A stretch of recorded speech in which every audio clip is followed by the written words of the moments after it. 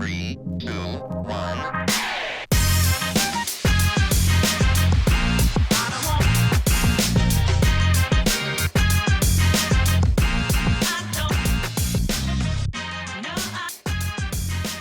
What is going on, Southwest ISD? What is going on? Welcome to your one-stop shop for all things Southwest ISD athletics. This is the Scoreboard podcast. I'm your man, Brandon Medina. I am here, as always, with my tag team partner, the Robin to my Batman, Mr. No, sir. That's Mr. ridiculous. Peter Wagner, your athletic director. No. How are we doing, sir? I'm doing all right. Have you thawed out? I sure have, man. My trip from Minnesota was well done. Your Packers lost. My Vikings won. It was beautiful, brother. Yeah, you dodged Dobbs, man. That's what it's all about. Hey, listen, he's a success story. He's a young Brandon Medina over there. All I know is you're the one guy that's worn a cheese head at football practice. It's so very true. Just I remember think that. we were also ahead of the times as far as CTE concussion protocol. So exactly, and duct tape. Overall, well done, sir. I appreciate that. Let's talk a little bit about SWISD athletics, man. We have a special episode. We have not one, not two, not three, but 4 students in the building. Doubling it up from last week. And so we talked legacy a little bit last week with the Zapata kids who were tearing it up for cross country and track. We're going to be going into volleyball and football here, a.k.a. 2 of the biggest things happening at Southwest High School. As an alumni, sir, this has been the most dominant run that I've seen in the past few years as far as just like you said, every team's making playoffs. Everybody's going and competing for district championships. I mean, it's pretty awesome. Since about that 2008-2009 season. Yeah, this is a big time for Southwest and Southwest ISD as a whole. But before we get into volleyball and football, we have some more stuff to talk about as far as I play in basketball within the district. So we started boys basketball, girls basketball off to some pretty good starts. Yep.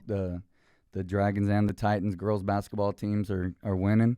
Doing great things there. The boys basketball team was playing Edison last night, and we got Z in the house who was at that. It was in that game and stuff. But little fly slamma jamma, they're throwing alley oops, and I think I walked in and right in the second quarter, and it was already like 50-9, something like that. It was pretty rough, and so they were up by 52 when I left, and so that's looking pretty good. The Titans last Friday. Played a good San Marcos team. I think they lost in overtime. They're playing one of the top teams in the state and 4A in Bernie last night. Oh, yeah. Didn't get a score yet, but know that they're doing some good things. So lots of big basketballs in full swing. Yeah. Coming up with the girls, SWISD girls basketball tournament on Thursday, Friday, and Saturday. Come out and check out the Lady Dragons and Titans. Sure. And doing some great things there. And then Saturday, spent all day. We had our Warriors out there at the Classic Elite soccer complex where we had 2 elementary schools in the I played soccer tournament, Elm Creek and Sky Harbor, and they did some great things with Sean Lockridge coaching up the Elm Creek kids, and you got Coach Consuelo Rodriguez coaching up the Sky Harbor kids. Nice. Sky Harbor made the quarterfinals, about 40-something teams in that sucker. Wow. And they made the quarterfinals. That was the first time they won in that tournament in a couple of years, so they were fired up, and they won 2 or 3 games. They're winning 4-0. I think Elm Creek won the first one 4-1 in soccer, so just building up soccer right now. That's awesome. And everything. So they did some great things there, and we're looking to build on that with all of our elementary schools moving forward. Yeah. So very excited about building those little ones. Sure. And then so basketball, real quick, to kind of take a step back for the basketball part of things, Coach. What are you hearing from coaches as far as the excitement for the season?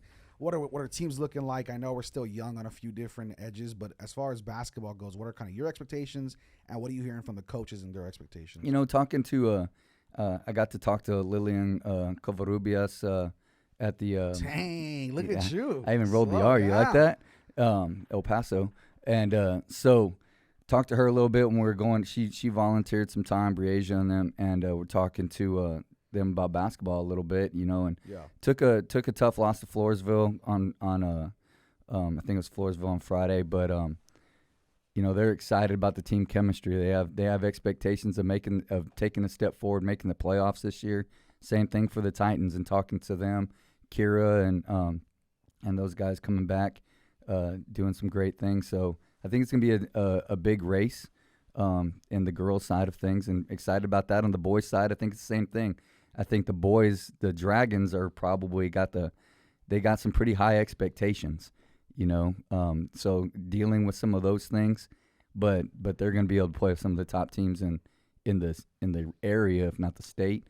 Titans are still coming back with a bunch of kids, and so a little bit of a rebuilding to a certain degree, a little reloading, but I mean they're competing with some really good teams as well. So I think looking to repeat last year with both boys teams making the playoffs, see how far we can get with that. Yeah, and then soccer-wise, sir, I know soccer, we almost went to – I mean, you're talking about a state run that you had at Southwest High School.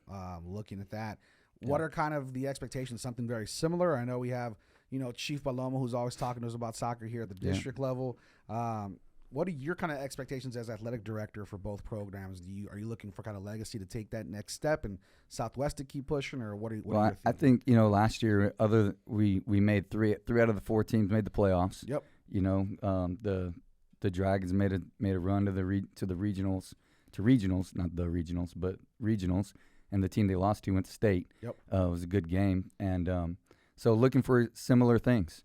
I think that all 4 teams are probably going to be expected to make the playoffs. I know that Coach Hallmart over at Legacy is, they really got some more kids that have put in a lot of work in the offseason to take that next step. Same for Coach Sandoval, and then, the Dragons everybody's gunning for the Dragons, and so they're putting in that work too. So excited to see what happens, but got a little bit of time before that gets going and stuff. But we'll go from there. Sounds good. All righty, man. Well, let's get into some exciting interviews with our student And we got some stars here. I mean, every single person in this room was first team all district except for you. That's facts, sir. That's facts, all I got to say. First team all district in your heart, though, sir. Oh, true that. Fair I mean, enough. I guess I got to say that's true. So with that, let's talk a little bit about volleyball first and up front. Let's talk about who we have in the building. Can you please introduce yourself, ladies?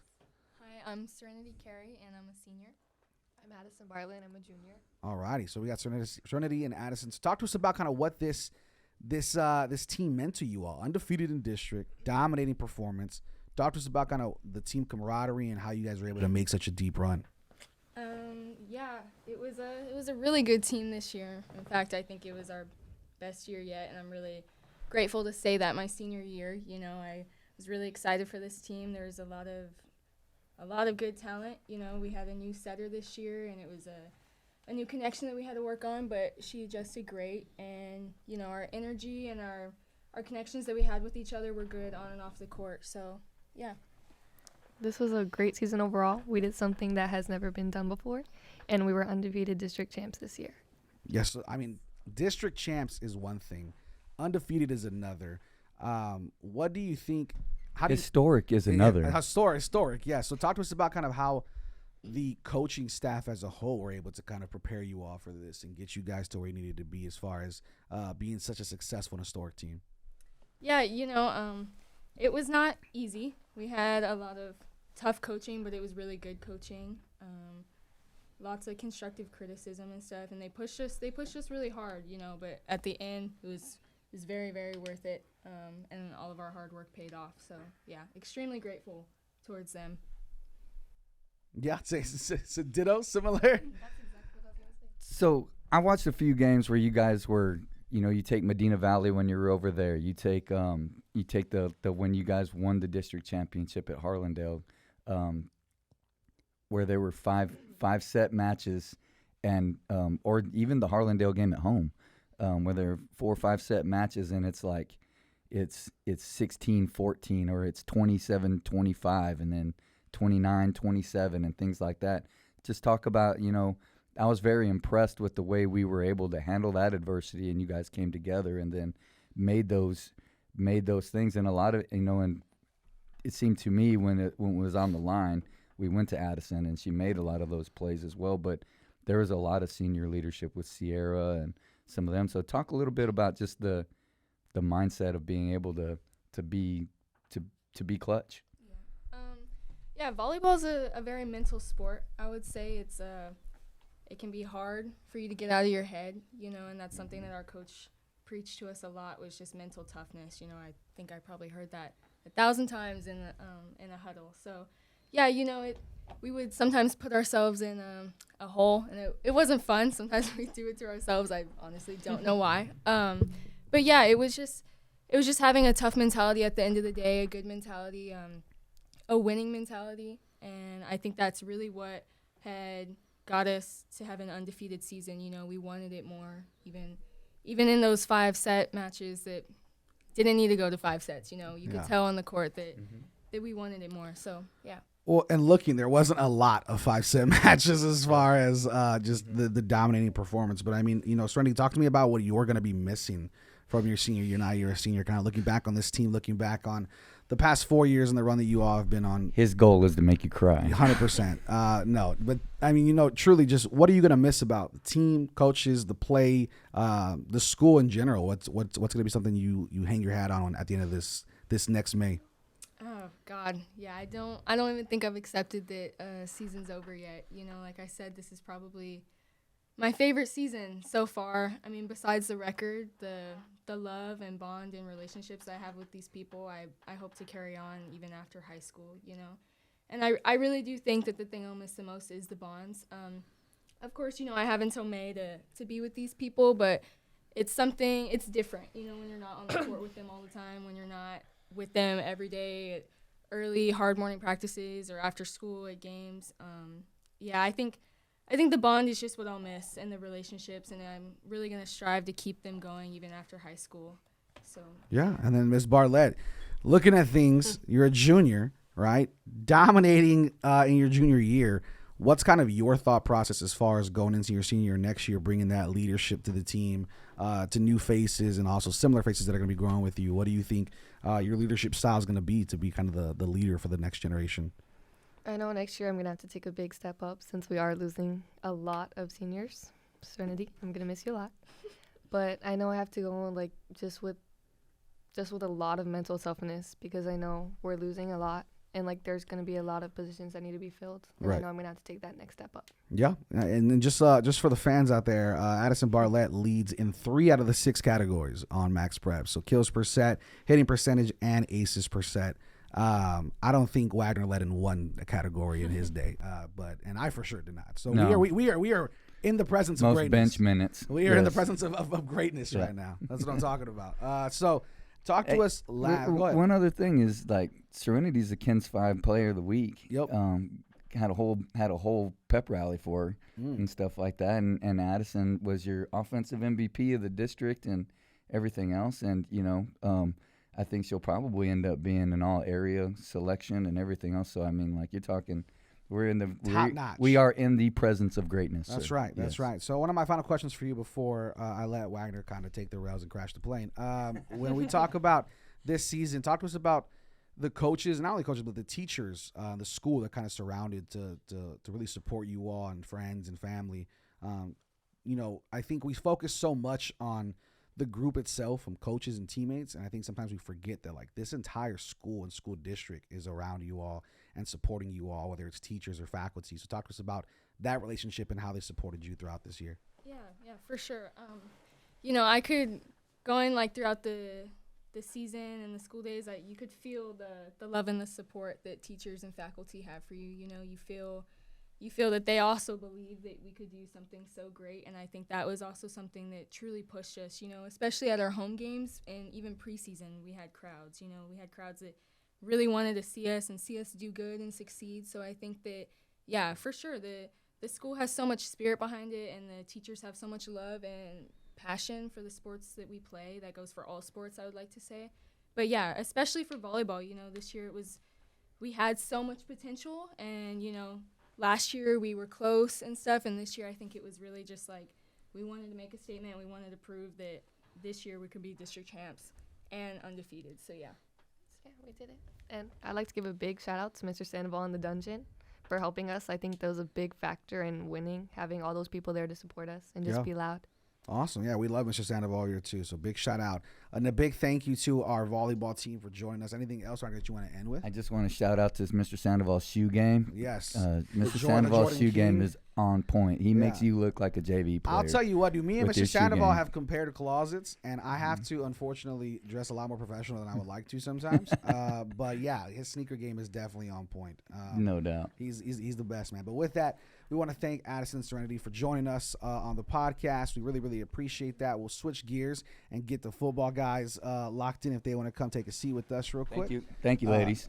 ladies, if you don't, Great job. If you don't mind staying, so we can get a picture at the end, ladies. But go ahead, guys, take a seat real quick. So, football. I don't know, but Addison just tackled Tyson like nobody Yeah, else in the district. district just is about. So I done, mean, yeah. like there you go. They add another stat to the Yep. to the sheet, man. Mhm. But when we talk about football, gentlemen, and we talk about the season you all had, also a very special season. Before we even get into the interviews, when I was talking to the coaching staff in the beginning, we highlighted each team for a few of our segments on social media, and Coach Franco said this is the most talented team I've seen at the skills position in a very, very long time. Well, let's just start it off with some accolades. And we are probably the only football team in the state of Texas that has two Yep. Texas high school built Ford Tough Players of the Week on the same team in the same season. Yep. Sitting here with us today, and that's pretty hardcore right there. I mean, I don't think the only one that I know of that also has won a built Ford Tough state player of the week was Steven Salinas. Oh yeah, who's also on the coaching staff. So Who's also on the coaching staff. makes sense. And I can say that because I've been here for long enough to say that I'm pretty sure that's right. That's yeah. Pretty sure for sure. I mean, he definitely holds quite a bit of records here at Southwest High School as well. So talking about football, gentlemen, can you introduce yourself into the mic, please? Who are we talking with? My name is Tyson Dean. I'm a junior. Z-Voss, I'm a junior as well. Alrighty, so not only built for tough, but also one more year of building to more accolades. As Coming well. on back. Coming on back. So talk to us a little bit, guys, about the season you all had, the camaraderie, and then how did the coaching staff really rally around you all to finish with one loss on that season only? We came in this year, changed our offense completely. We stepped up because we lost a lot of seniors. Our skill positions, like you said, changed completely. We got a new quarterback, new receivers, new D-line, new O-line. Everything changed. So we're all young, and we all had to step up. And we came forward, stepped up. That's awesome, man. And so talk to us a little bit about kind of that team culture. What was that culture like in the locker room, man? Talk to us about kind of what brought you guys together to be so close. That culture was like, it's been since middle school. We're all together, going to Scobie, going to McNair. Like, we're friends outside of school. Like, after every game, we would have like a hangout. It's just a good culture over there. Yeah. And so when you talk about that culture, football is one of those unique experiences, man, where you have summer workouts that everybody's like struggling to get through in the heat, right? And then you guys have to get bit by mosquitoes early in the morning when it's raining and nasty out there. Talk to us about the training programs and kind of the regimen that you guys have to go through to get to where you are, to get to being not only the players you are, but the accolades as far as being built for tough, getting recognized by the city. Talk to us about the training you went through day in and day out to get to that area and to get to that level. Well, for me, I broke my collarbone last year, so I had to do a lot more training than normal. So my training really started during the season last year. But when we came forward as a team, like after we lost in that last playoff game, it stuck with all of us that were coming back. And we made sure that everybody that was returning got all the young guys, like they could let them all know what we were going through. And we worked really, really hard in the season, like in the summer, thinking about like the loss and what could we do better. And every summer workout, we made sure nobody put their hands on their knees, walked, anything like that. We took it very serious. Coach stresses that everybody has to be there every day. And we'd always make sure to call up our buddies, make sure everybody was there. And Yeah. Anything, and then to talk about the coaches, man. You know, Coach Franco and then those guys, they can be intense, but man, they show a lot of love to this program, and they really, really care about the student athletes themselves. Talk to us about kind of the coaches and the relationship you guys have with the coaches. My relationship with Coach Franco, he had a conversation with me after that last playoff game we lost. He said that me, Z, Timothy, we all had to step up because we lost like our big players like Blake Chester, Polo. Hold on, who else is there? Jerry. we lost a lot, like our whole D-line, We lost our whole D-line. Dayon, one of my favorite seniors. Yeah. And, you know, Tyson, we've been talking about you on here since – we talked about Polo a lot. Polo, I think the name of Polo was just like a constant. It was the Polo Anthony Zapata show. Yeah, Let's we just talked be about honest. Polo a lot. This year it has been, for sure, just completely run by – we talk about the Zapata kids at Legacy, and then it has just been volleyball and you guys consistently every week. And, you know, Voss, you've been going up and grabbing Madden type level stat sheets as a wide receiver. And then Tyson Dean, we've been talking about you dude since last year. I mean, you've been running things as far as defense and offense all over the place. You had 5 interceptions this year. Talk to us about kind of that. It looked like you took a kind of a step up on defense. What was kind of that mindset for this year as far as making a difference on that side of the ball? This mindset, like in the summer, like I went, like me and Z went to the field every day. He gave me that competition, like on those routes I couldn't do. Like Z helped me on that, like my backpedaling and keep my eyes on the ball. Like last year, my eyes were like not all there. Like I was just like I was scared because it was my first year on varsity. Right. So like I didn't want to make no mistakes because I already knew Coach Franco. If I made a mistake, he'd have took me out because I was a sophomore. So like I just had like the mindset like I didn't want to mess up or anything. But this year coming off, I had 6 interceptions, I think. Yeah, 6 interceptions. And, like, I had 110 tackles. That's my most tackles I had this year. Crazy, man. Crazy. And then, Z Voss, we have mad love for you on the show, man, because every single time we mention your name, it felt like we were both reading stat sheets that we were like, are we sure that that happened? Like, that's a lot to be doing. But, I mean, you talk about multi-100 games, multi-catch games as far as, 6+ catches, touchdowns here and there. I think you had 13 total touchdowns on the season. Talk to us about kind of what's next for you to have such a season like that your junior year. What is your personal expectation for yourself going into your senior year? Really, I took a big step from last year. Like I told you earlier, I got taller, faster, and this year, like my main goal is to get stronger because I felt like that was my not my strong suit. Yeah. And like there's a lot of times I could have got off tackles that I shouldn't have, and some of the games where I didn't have a lot of receiving stats, like some of the few games I did, like it was because like I was lacking like the strength in my hands and things like that. Yeah. Like, balls getting batted down, they're on me. So next year I really think if I get stronger and get my mental a lot better and be a better teammate, it's gonna keep going up. All right.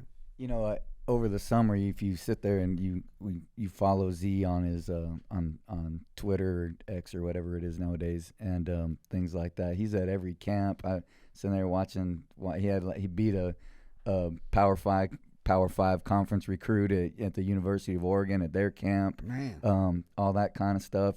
I think he ended up. Did you go to UTSA this weekend and stuff? Got a game day invite to UTSA this weekend. It's one of the top recruits in the state. Things like that, but a lot of that is because of the work these two put in. Yeah. Like they're talking about over the summer, everything else like that. I'll give you we got some of their all district stuff and something that that isn't well known quite yet, but check this one out. So Z is the most valuable DB, also first team outside wide receiver. Yep. That's a unanimous pick. So first team on both sides of the ball. And everything for both of them. As we already said, they're both built for tough players of the week. Then you take Tyson, first team in 4 things. Wow. So first team, most valuable player on the defensive MVP. Yep. Then he was first team inside wide receiver. First of all, the Dragons have an inside wide receiver. I want you to for all of the old school people, you probably need to think about that for a minute because we used to get like, what's a wide receiver? Yeah. First team punter. That's what I'm talking about. That's when you start taking next He's level. like Bugs Bunny. He punts it and then he returns it. That's what I'm saying. He punts it to himself and then he returns it and everything. So first team punter. Tyson Dean is the guy you create a player with in Madden. They used to be slash. He's like double slash times 10. He's crazy and everything. Crazy. So you got that, and then we're so obviously we've been around a while and stuff, but my wife and I were talking about it, and we were watching Tyson run, like when he's a running back and he's doing those types of things and trying to, everybody always tries to compare, and it took me like a whole season to figure it out, but his style is like Travion Johnson, and that's pretty big because Trey could run and stuff, and just the way to slash, the way to gets into a hole. The best one that I can tell you is we were playing Steel on TV a while back, and Trey made 2 dudes just fall down from Steel as we were going forward, and that's the kind of style that I'd be interested to see what Steven says about that, but what Selena says about that. As a former, but I think that's pretty similar yeah. to some of those things, and I don't know that we've seen anything like Z quite yet and stuff, and I got a few people will probably be calling me here in a little while if they listen. But I think that Z's hands, are they're strong. Yeah. And he's saying he wants them stronger, but the way he catches the ball, he caught one against I think it was Martin, where it was pretty low, where somebody would either get down and try to get their hands under it, and he just like snagged it with his fingers, the way it's supposed to be done. Yeah. And that was pretty cool. Some little things that you see as a old wide receiver coach and stuff. But pretty neat there, and really excited about what's coming up next for these guys. With Addison and you got 3 out of 4 of these here coming back next year to talk about some more. So yeah. And that's where I want to kind of end this part as far as for our football guys. You're welcome. I gave you a segue. Thank you, sir. I appreciate it. Once in a getting lifetime. better. Once in a lifetime. Sometimes you get it right. But I mean, talk to us a little bit. We'll start with Tyson, man. Junior, like you said, 4 accolades throughout, not including the Built for Tough one. But as a junior, what do you think you're going to bring to this team on the defensive side and offensive side as far as leadership for this next generation of Southwest Dragons?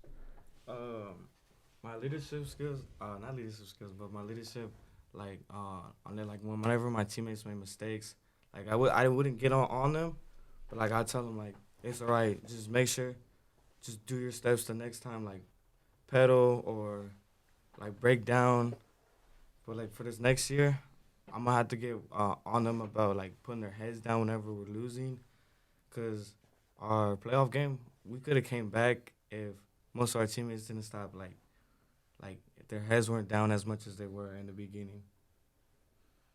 I got you. And then so they definitely came back, man. That third quarter was legit, you know. And I mean, kudos to them for fighting, and I appreciate what he's saying. Yeah. But I mean, those guys were bad. When we gave up those first few, and then it's it's on. We had the ball ready to go, and we get one more, and it's gonna be.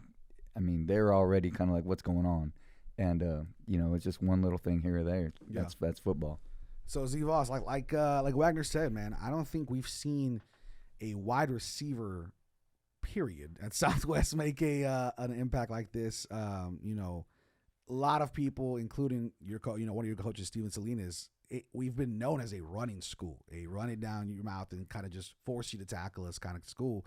To see us pass so much was something interesting for me coming back to the district, something interesting for even Wagner, who's been here for 2 decades, has been also something interesting. And so looking at this team, what is going to be your leadership goal for yourself as a senior? Is it to kind of boost up that wide receiver room for the following years? Is it to increase kind of your effect and dominance on the defensive side as well as the offensive side? What do you think is going to be next for you for this next generation of Dragons?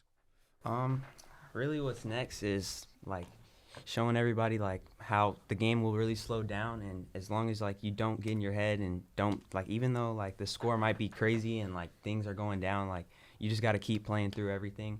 And that's really my biggest takeaway for football is 3 touchdowns is 22 points. It's really not that big of a deal. You can always come back. It's never too far and too late. But right. Really as a senior, I can never really think about just being a senior next year. It's kind of crazy to me, but I know we got a lot of receiver talent coming in, and my brother, he's going to be here next year, so I really want to make sure that everybody gets their own reps, make sure every practice rep I take it 100%, so everybody else should. And like Tyson said, keeping your head down, just the little things. Our team's really great, but just the little things is what's holding us back. So as soon as we fix this, especially because we're seniors, we're gonna be making a lot of noise next year. For sure. I'm sure we'll be getting a lot of calls to Peter Wagner's office about some possible more visits and some opportunities for not just the gentleman here, but also for Miss Barlett back there, who's dominating in volleyball as well. So we'll be talking a lot about these 2 sports and these 3 athletes as a whole, just because I do really think we are in the midst of probably the best time to be a Southwest ISD fan, and specifically if you're going to Southwest High School, enjoy that ride, because athletics is at an all-time high right now here. And I think it is and it's something I brought up to both schools is, we had 14 sports in the fall, and 11 of those as a team qualified, and then the one of them, we had one that went to state, Yep. And one that didn't qualify as a team. So just overall, great results so far going into a basketball season that I think can continue that, and then from there soccer. You look at Z's in basketball now, and then he was on the mile relay team that made the finals on the mile relay team in track last year and everything. Tyson runs track. Serenity plays soccer, if I'm not wrong. Am I right, Serenity? And stuff. And so she's on one of those major soccer teams. And, you know, we're always recruiting Addison to do other things. So, you know, so you got a lot of multi-sport athletes here too and stuff. So great things coming just this year from both Legacy and Southwest. And, you know, and even our middle school. So excited about all of those things. Absolutely. Well, we thank you all for joining us. We want to thank all of our student athletes for joining us on the show. We'll definitely be looking to do this more as we continue to grow the show and continue to invite more incredible student athletes, because we have a lot of stories to be told, and not just current. Maybe Steven Salinas might be somebody who might get some time to talk about the old days back in the Get a couple of them. Get a couple of those guys. We could get our boy Chris Cooper over there at Legacy to come on one of these days. Jonathan Dela Cruz. John Dela Cruz. You know what's pretty neat at the Fire and Armor Bowl? I got to take a picture with. We had. There's 7, probably 5 to 7 guys that you coached that were on a football team in those 4 or 5 years. That was pretty neat. That, you know, it was at the Fire and Armor Bowl. Just in that one, we had Steven, David Ellis, Cooper, Dela Cruz, and then Paul Patina's come on. He's one of the younger ones and stuff. And then as usual, we were waiting for Lorenzo, but he didn't quite make it. But, you know, quarterback and stuff like that. So, those are really neat times, you know. And even at Resnick, you got Chris Salinas who's over there that's looking to coach and things. So really neat. That's really cool, just for me to see them personally to be able to. I was really thankful to those guys for, you know, right before one of the biggest games of the season, they took time to take a picture real quick. Absolutely, man. You know, all those guys. I mean, there's you too, by the way. That's what I'm saying. Everybody's able to go coach because they were players, right? Mm-hmm. I talked to the best trash, so it just makes sense that I do a podcast. You're exactly right. You got to fit it. You got to fit into your niche, guys. You know what I mean? But hey, we appreciate everybody listening. As always, this is the Scoreboard Podcast. I am Brandon Medina. That's Peter Wagner, and like we always say, we are Southwest.